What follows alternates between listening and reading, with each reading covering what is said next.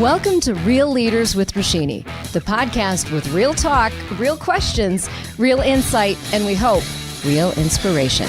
For real. We're at Capitol Grill in downtown Minneapolis, which of course is no stranger to real leaders. And my guest today is editor-in-chief of Experience Life magazine, Jamie Martin. She also leads Lifetime's editorial team, which is the custom content arm of Lifetime. Wow. Jamie, big jobs. Big jobs, but exciting jobs and a lot of really cool opportunities ahead for us. So wellness is really what I think of when I think of Lifetime. In full disclosure, I'm a member of Lifetime Fitness. But what is this custom content arm? And I'm curious because I'm guessing some of this is digital content. A lot of it is digital content, but one of the things we've realized over the years is that our members, we have all sorts of offerings and programs and amazing performers that are working at Lifetime, but how do we tell their stories? And we get to the deeper why behind a lot of the offerings. And so a lot of the custom content that we're working on is to tell those deeper stories of the Lifetime story and how it can help our members really achieve their healthy living goals, which is what we want to help everyone move forward with every day. You have a real unique story even in coming to the editor-in-chief position. These days, by the time someone is your age, they've maybe been through 5-6 jobs, but you started as an intern at the magazine. Yeah, I've been with the magazine since 2005. And so I started as an intern coming straight out of the journalism school at the U of M here in the Twin Cities. And I started with fact checking. I started with the kind of the lowest, not lowest level job, but it's an entry level job in the publishing industry. And what I found is that when I was really proactive in terms of raising my hand with new opportunities, that new opportunities kind of presented themselves. And so over the course of, the last decade or so, I've really done everything that you can do in the magazine space and identified new opportunities from across the digital landscape with the print magazine as well. And so I've been everything from the fact checker to I've done video editing and producing, and then was executive editor before being named editor-in-chief a few years ago. So in 2016, you're named editor-in-chief. Mm-hmm. What a great story. Came up, from your bootstraps. Yep. From an intern level, and you really saw all these things inside out. Now, I recently read an article in the Wall Street Journal about Gen Z and millennials, sometimes sort of after 6 months or a year expecting a raise, expecting a promotion. How do you give younger people advice today to have that attitude that you had, raising your hand, but then to also learn the ropes and get experience? Yeah. I think it's really about, one, being proactive, identifying the opportunities that are out there and for you. I think one of the things that was unique to my experience is that we were a really small and scrappy team when I started at Experience Life. I think there were 7 or 8 of us. And so it was like we were all doing multiple things at a time. But it was when you saw something that lit you up and that inspired you, it was about getting involved. How can I get involved with that and looking for those opportunities? And so I would encourage people to look for those opportunities, to identify things that are maybe passion areas for them that they can find and pursue that angle. But it's also knowing that it's going to take hard work and that the money, it will follow, but it may take longer than expected. One passion area for you is rare genetic disorders. Yep. How did that become a passion and what are you doing now? Right. So this all started back in 2013 when my nephew, who was 6 months old at the time, was diagnosed with a rare genetic disorder called Krabbe Disease. It was a disease we didn't know he had at birth. He seemed to be, hitting all of his milestones and all of these pieces, and then he wasn't. All of a sudden he was kind of going backwards in terms of his abilities. And he was diagnosed with this disease in November of 2013.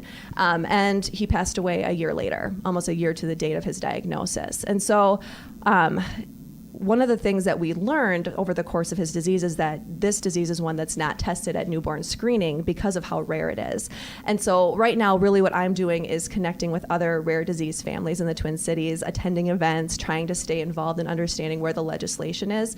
Minnesota still doesn't screen for Krabbe disease in its newborn screening, but it is starting to do screening for other, or it's approved to do other things. It hasn't started yet with rare diseases. So staying connected in that community, continuing to advocate from a digital perspective, making people know that these rare diseases aren't as rare as you think. One of the things I always say is it's rare until it isn't, until it hits right at home. And it's hitting at home for a lot more people. I personally know 2 other families besides my own who now have children with rare diseases. They're not the same as my nephew, but rare diseases are very prevalent. I think they say it's like 1 in 10 in the U.S. has a rare disease of some sort. Before you got to this activist level where you are now, there was a lot of grief, a lot of questioning. Did the fitness part of your world come into play to get you through some of that grief? I would say fitness, but also just healthy living in general were really key to that. Taking care of myself through that, that year-long process of not knowing when my nephew was going to pass away. And you knew he would pass away. We knew he would pass away. Children with Krabbe disease typically live to an average about 2 years old. So we knew it was going to happen. We knew that his disease had progressed pretty quickly. So one of the things that people often said to me is like, gosh, you're so resilient. And I remember thinking, like, I don't see myself as that way. But when I look back on that in hindsight, I think about, I was resilient because I was making sure to do things for myself, because I had to be there for a lot of other people at the same time. But I kept my foundational elements with me, the foundational practices in my life, which included exercise, healthy eating, trying to do stress management as best as I could. That was hard, but they were really important for me being able to be there for the people who needed me most during that time. There are a lot of fad diets, and I'm going to call it that because I don't always live it, but I'm a believer in just eating healthy, and that's the best way to stay fit. What is your thought and maybe your team's thought about those fad diets? Yeah, I mean, we're really all about, eating the healthy, whole foods, ideally those that are as minimally processed as possible. So kind of sticking with foods in their natural form whenever you can. And that's really where we go to. I mean, when we talk about in terms of proteins and meats, if we're having beef and pork, going for grass fed or at least grass finished, if it's with fish, going for wild caught. So it's all of those pieces of it where we want to make sure it's like, what's the original form? If it's been highly processed and you don't recognize it as what it says it is on the label, then probably avoid that. Like Cheetos are probably not your top on the list. Yeah, we would avoid Cheetos. Cheetos are not our thing.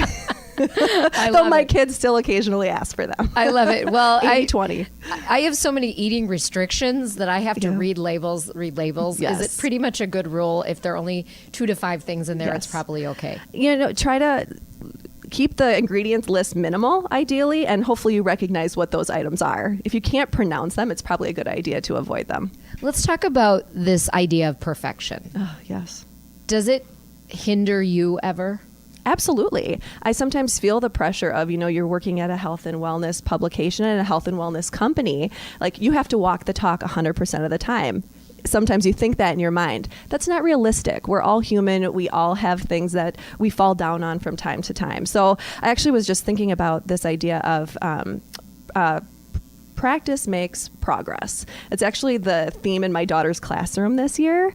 But I really think that's an interesting motto to follow versus practice makes perfect, because there's no such thing as perfect. None of us are ever going to get there. We can strive for excellence. I think that's maybe something to look forward to more than perfection. What do you do for fun, Jamie Martin? Oh, gosh. Well, time with my family is a lot of my fun time, and also with friends. So just having social outings as often as I possibly can, whether that's out for a good dinner somewhere. My husband and I love to try new restaurants, so we try to do that as often as we can, but also with friends and just having good, deep conversations with people. I love just sitting around a campfire and just talking with people about what's important to them. I want to talk about gender issues for a moment. Yeah. I look forward to the day when you don't have to be called a woman leader. You're just called a leader. And on Real Leaders with Roshini, everyone's a leader. I don't care about gender. But I want to talk about this because one thing that I do respect and like about men is when men disagree or when men fight, at least the ones I've seen, they're able to be knocked down, drag out, and then get over it and say, okay, let's go have a beer.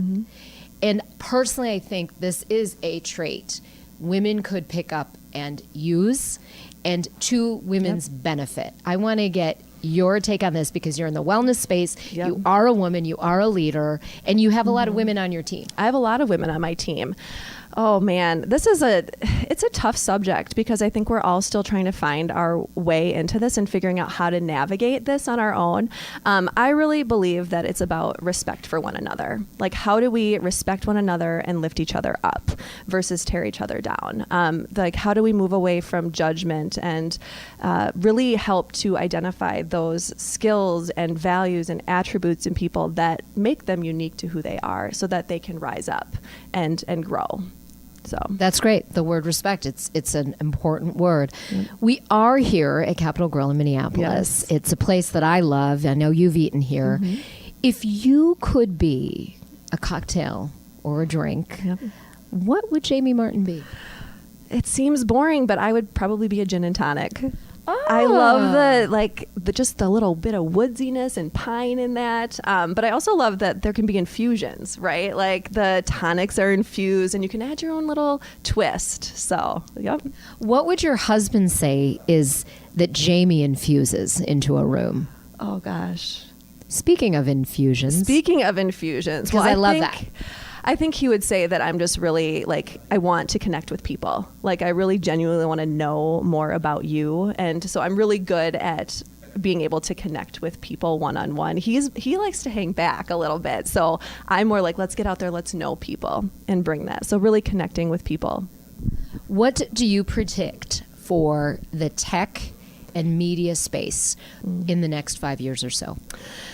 Oh, man. So I think we're going to see a continuation of print. I don't think print is going away, but I think digital is going to become ever more important in that space. And that's why we, with the work that we're doing with the LT editorial team at Lifetime, are really trying to make sure that we're there and that we're having a voice in that conversation. We're being present in the digital space. So I think digital is going to just become a continuation. It's going to grow in importance, and we have to be there. We have to be there and be ready. And if there is one person that you really want to get in the magazine, maybe it's a cover story, who is that person, and how close are you and your team to getting that person? Oh, gosh. Because you talk to a lot of fascinating people. We talk to a lot of fascinating people. I think one of the things I love about the magazine is that while we do get some A-listers on the cover, we also get these really inspiring influencers who maybe don't have a lot of recognition. And so that's what I love about it, because they're real people with real stories and real inspiration. Oh, man. I mean, I would ideally... Right? Hey, it's perfect. I would love to get somebody like Michelle Obama on the cover to hear her story. I think what she's done, not just from a leadership perspective, but also with health and wellness for the next generation, is really inspiring. I think that she has a great story to tell. She's she's a role model for me. I'd love to see her story told. I don't know if we'll ever get her or not. I think you can get her.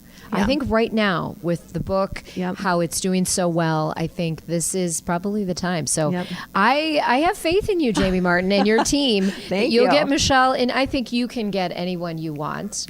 Thank you for spending part of your valuable schedule with us here on Real Leaders with Roshini. Oh, it's been my pleasure. Thanks, Roshini. Until next time, keep it real.